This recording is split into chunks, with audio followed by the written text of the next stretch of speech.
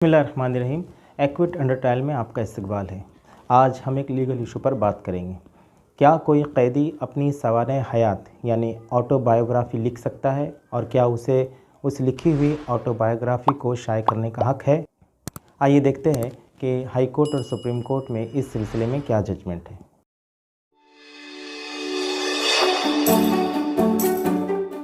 Supreme court का एक फ़ैसला है जिसका नाम है R Raja Gopal alias R Gopal and others versus state of Tamil Nadu AIR 1995 SC 264। इस फैसले में सुप्रीम कोर्ट ने कैदियों को, चाहे वो अंडर ट्रायल हो, चाहे वो कन्विक्ट हो, चाहे वो फांसी के सज़ा याफ्ता हो, उनको अपनी सवानाए हाथ लिखने और उसको शाये करने का पूरा इख्तियार दिया है। मामला है एक कैदी का जिसका ताल्लुक़ चेन्नई और मद्रास से है, तमिलनाडु से है, जिसका पूरा नाम रवि शंकर उर्फ ऑटो शंकर है। वो साउथ इंडिया में एक मामूली शख्स था जो वहाँ पर आकर बसा और उसने ऑटो रिक्शा चलाना शुरू की, इसीलिए उसका नाम ऑटो शंकर पड़ गया। बाद में वो शराब का कारोबार करने लगा और VIPs को लड़कियाँ फराहम करने लगा और इस तरह से उसने फ्लैश ट्रेड का कारोबार शुरू किया और इस कारोबार को करने में वो आगे चलकर डॉन बन गया। 1970 और 1980 के दहे में वो बहुत ही मशहूर और मारूफ डॉन बन गया और उसने करोड़पति, लाखों और करोड़ों रुपए कमाए।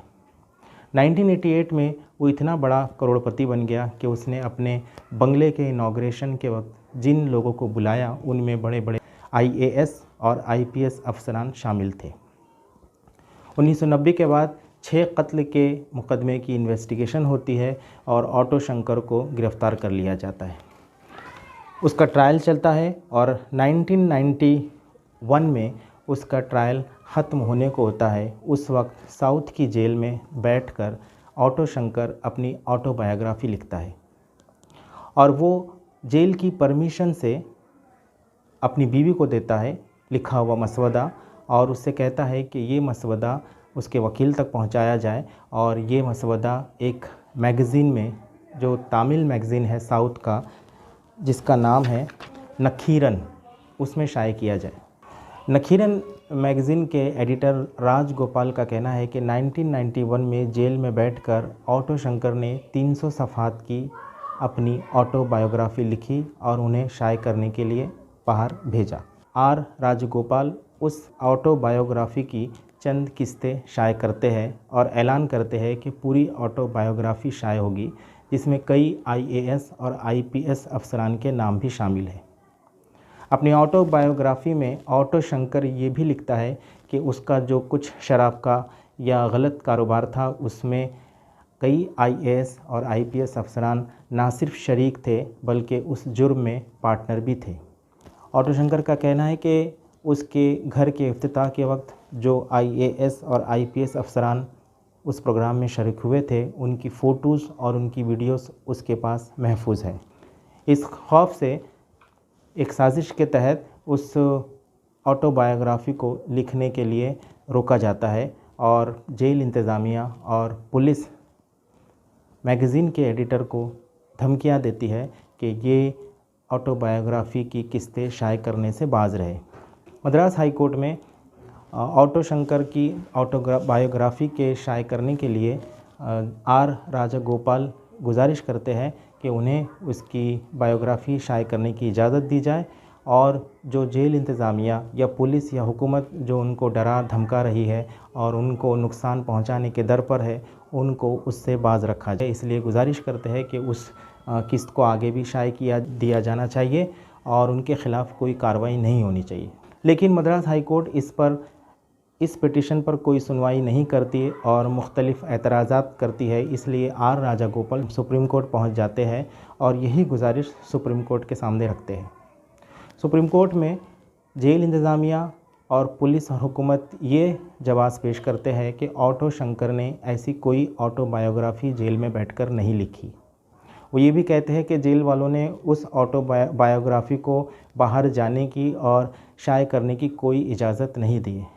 उनका ये भी एतराज़ है कि किसी कैदी को जो फांसी जिसको सज़ा लग चुकी है ख़ास तौर से, उसको अपनी ऑटोबायोग्राफी लिख करके शाये करने का कोई हक़ नहीं है। और ये सिर्फ़ और सिर्फ IAS और IPS अफसरान को बदनाम करने की एक साजिश है। बहस के दौरान दिफाई वकील ये कहते हैं कि ऑटोबायोग्राफी ऑटो शंकर ने ही लिखी है। सुप्रीम कोर्ट के सामने 2 सवाल थे। पहला सवाल ये था कि क्या हुकूमत और पुलिस किसी प्रेस या मैगज़ीन को किसी कैदी के बारे में लिखने से रोक सकती है, और दूसरा सवाल ये था कि क्या कोई कैदी अपने बारे में अपनी किताब या ऑटोबायोग्राफी लिख सकता है या नहीं लिख सकता। कोर्ट इस बहस में नहीं पढ़ना चाहता कि ये इजाज़त से बाहर आई है या नहीं आई है, लेकिन कोर्ट सिर्फ ये फैसला देना चाहता है कि क्या किसी सज़ा याफ्ता कैदी को अपनी ऑटोबायोग्राफी लिखने और शाये करवाने का हक़ है या नहीं है। चुनांचा तमाम बहस व मुबाहिसे के बाद कोर्ट इजाज़त दे देता है कि जो मैगज़ीन के एडिटर है वो किसी भी कैदी की ऑटोबायोग्राफी जो ऑन रिकॉर्ड है वो शाये कर सकते हैं, और ऐसी ऑटोबायोग्राफी जिसमें कैदी ने पर्सनल चीज़ें लिखी है वो उस कैदी के कंसेंट के बाद उसको भी शाये कर सकते हैं। 1999 में ट्रायल कोर्ट ने ऑटो शंकर को फांसी की सज़ा दी। 1992 में मद्रास हाई कोर्ट ने उस फांसी की सज़ा को कंफर्म कर दिया। उसके बाद सुप्रीम कोर्ट में 1994 में ऑटो शंकर की अपील खारिज हो जाती है और फांसी की सज़ा बरकरार रखी जाती है, और सदर जमहूरिया के पास Auto Shankar mercy petition file करता है जो वहाँ भी मुस्तरद की जाती है। और उसके बाद 1995 में ऑटो शंकर को फांसी के तख्ते पर लटका दिया जाता है। ऑटो शंकर की ऑटोबायोग्राफी तामिल में शाये होकर आ चुकी है।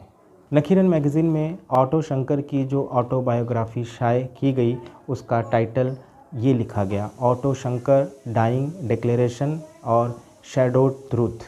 कहा जाता है कि जब ये मामला सुप्रीम कोर्ट में पहुंचा तो जेल इंतज़ामिया ने और पुलिस ने ऑटो शंकर को जेल में बहुत तशद्दुद किया, और उससे ये चीज़ लिखवाई गई DIG के नाम पर और एडिटर के नाम पर मैगज़ीन के कि मेरी लिखी हुई ऑटोबायोग्राफी शाये ना की जाए। ऑटो शंकर का कहना है कि उसे टॉर्चर के ज़रिए ये चिट्ठियाँ लिखवाई गई, बल्कि वाक़या ये है कि उसने ख़ुद वो ऑटोबायोग्राफी लिखी थी और उसकी ख्वाहिश थी कि वो आगे चल कर के शाये हो। वो किताब शाये हो चुकी है, न सिर्फ किताब शाये हो चुकी है बल्कि ऑटो शंकर पर कई फ़िल्में बन चुकी। तामिल में बनी हुई फ़िल्म जिसका नाम है पुलन विसरानाई, हिंदी में एक फ़िल्म बन चुकी है जिसका नाम है रावण राज अ ट्रू स्टोरी, और ZEE5 पर ऑटो शंकर पर एक वेब सीरीज़ भी बन चुकी है जिसका नाम है ऑटो शंकर। तो इस फैसले से ये बात साफ़ हो जाती है कि कोई कैदी या सज़ा में हो या अंडर ट्रायल हो या फांसी के सज़ा में हो, अगर वो जेल में बैठकर अपनी ऑटोबायोग्राफी लिखता है तो उसको उसका हक़ है, और उसको बाहर किसी भी मैगज़ीन में या किताबी शक्ल में शाये करवाने का भी पूरा हक़ है। अगर आप ये जजमेंट हासिल करना चाहते हैं नीचे दिए हुए लिंक पर क्लिक करके हासिल कर सकते हैं। शुक्रिया।